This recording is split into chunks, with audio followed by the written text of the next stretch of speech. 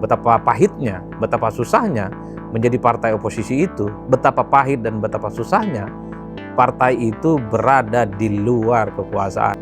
Jadi apa yang disampaikan oleh AHY sebenarnya mengkonfirmasi betapa menjadi oposisi di negara kita itu tidak menjadi pilihan yang cukup populer.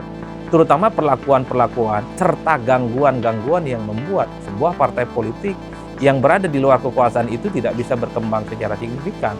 Saya selalu mengatakan menjadi oposisi itu selalu berjalan di tempat yang sunyi. Dia tidak punya teman, dia tidak punya sahabat, dan cenderung dimusuhi oleh siapapun.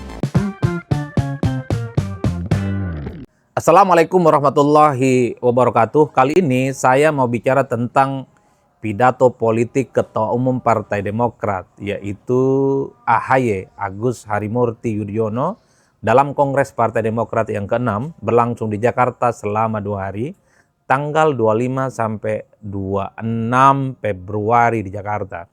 Jadi dalam sambutannya AHY mengatakan bahwa dia itu bercerita tentang ketika Partai Demokrat berada di luar kekuasaan hampir 10 tahun.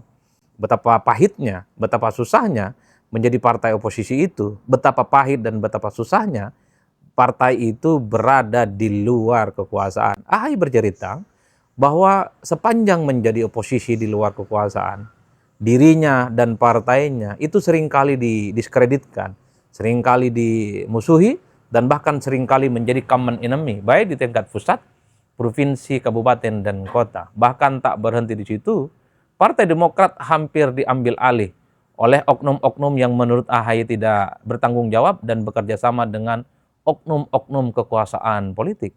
Itu menurut saya sebagai salah satu bentuk bagaimana memang menjadi oposisi di negara kita ini memang diperlakukan tidak adil, diperlakukan diskriminatif, dan bahkan tidak jarang kader-kader mereka, aktivis-aktivis partai mereka memang harus hilir mudik berurusan dengan persoalan-persoalan hukum.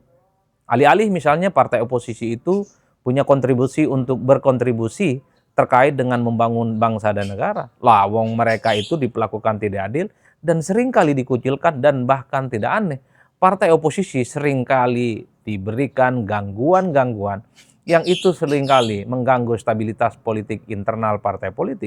Jadi apa yang disampaikan oleh AHY sebenarnya mengkonfirmasi betapa menjadi oposisi di negara kita itu tidak menjadi pilihan yang cukup populer.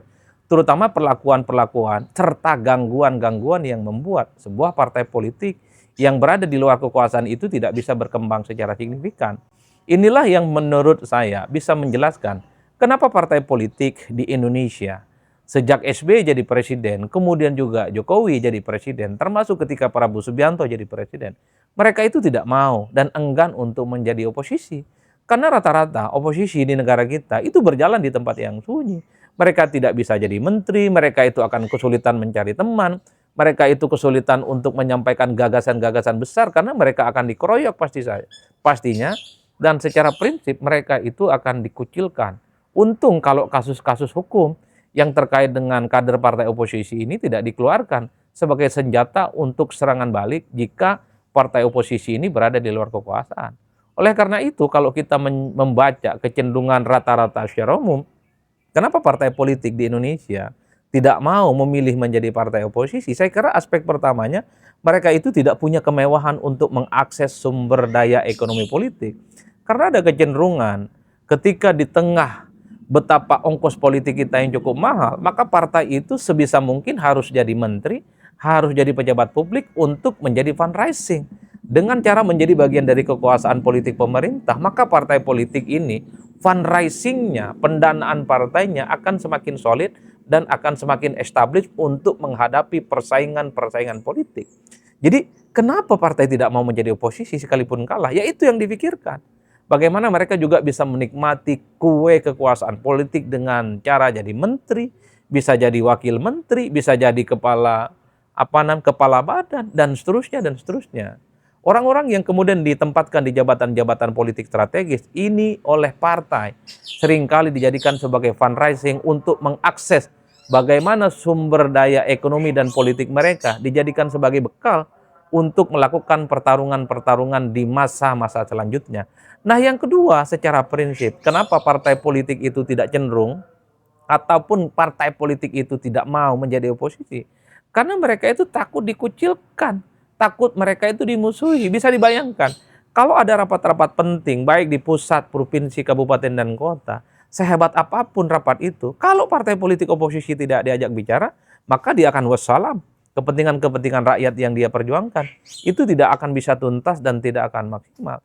Oleh karena itu, dijadikan sebagai common enemy bagi kalangan-kalangan oposisi. Karenanya menjadi oposisi itu tidak menjadi populer. Saya selalu mengatakan menjadi oposisi itu selalu berjalan di tempat yang sunyi. Dia tidak punya teman, dia tidak punya sahabat, dan cenderung dimusuhi oleh siapapun.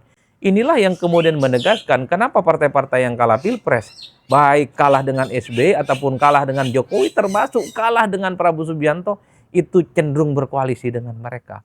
Mereka takut dikucilkan, mereka itu takut digangguin secara hukum dan politik, dan mereka juga tidak mendapatkan akses terhadap sumber-sumber kekuasaan. Kalau kita membaca literatur-literatur politik, bagaimana cara partai politik itu menghidupi partainya adalah dengan cara menempatkan kader mereka jabatan-jabatan politik strategis. Tadi saya sudah sebutkan, bisa jadi menteri, wakil menteri, kepala badan, termasuk juga mengakses sumber daya ekonomi yang ada di DPR. Jadi berebut bagaimana menjadi pimpinan-pimpinan DPR, berebut ketua-ketua komisi, adalah bagian dari cara bagaimana partai politik itu mempertahankan dan memperlangsungkan kelangsungan hidup mereka sebagai sebuah partai politik. Tapi secara prinsip, kenapa oposisi itu selalu bergabung dengan pemenang? Karena mereka itu tidak mau diganggui secara hukum. Karena kalau kita mau melihat rata-rata secara umum, banyak sekali skandal-skandal hukum yang dimiliki dan terjadi pada kader-kader partai oposisi. Itu lebih banyak dibandingkan dengan mereka yang menjadi dalam koalisi kekuasaan pemerintah. Artinya yang disampaikan oleh AHY ini adalah sebagai salah satu bagaimana fenomena politik menjadi oposisi itu memang tidak pernah enak di negara kita. Nah, hari ini kalau kita mau lihat rata-rata secara umum, PDIP adalah satu-satunya partai politik yang belum menentukan pilihan politiknya apakah bergabung dengan Prabowo Subianto ataupun tidak. Per hari ini, PDIP satu-satunya partai politik yang jadi oposisi berada di luar kekuasaan pemerintah. Tanda-tanda apa yang diomongkan oleh oleh AHY itu terkonfirmasi, itu terbukti.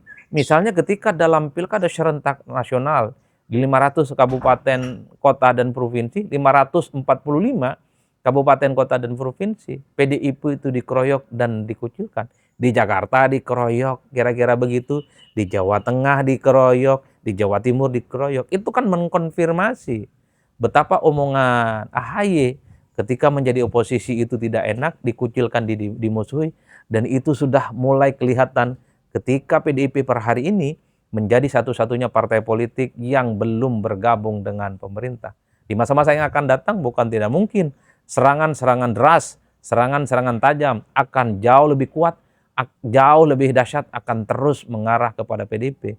Karena menjadi oposisi itu tidak punya teman, tidak punya sahabat, dan tak ada satu orang pun yang mau berteman dengan mereka yang berada di luar kekuasaan. 20 tahun di negara kita ini ada kecenderungan menghamba dan menjadi bagian dari kekuasaan itu adalah dianggap sebagai sebuah pilihan yang rasional. Dibandingkan menjadi oposisi, dibandingkan menjadi check and balances, menjadi kelompok menyeimbang, itu adalah pilihan-pilihan per hari ini juga menjadi pilihan yang tidak populer di negara kita. Jadi tidak mengherankan kalau kita melihat begitu banyak partai politik, aktivis, kelompok-kelompok politik, eksponen-eksponen politik justru merapat terhadap kekuasaan ketimbang berada untuk menjadi oposisi.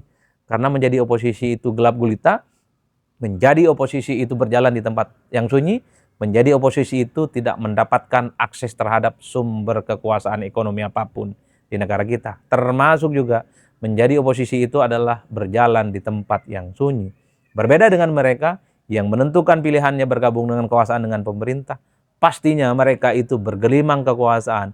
Mereka itu bergelimang bagaimana mendapatkan sumber-sumber daya ekonomi untuk melangsungkan kehidupan politik mereka di masa-masa yang akan datang.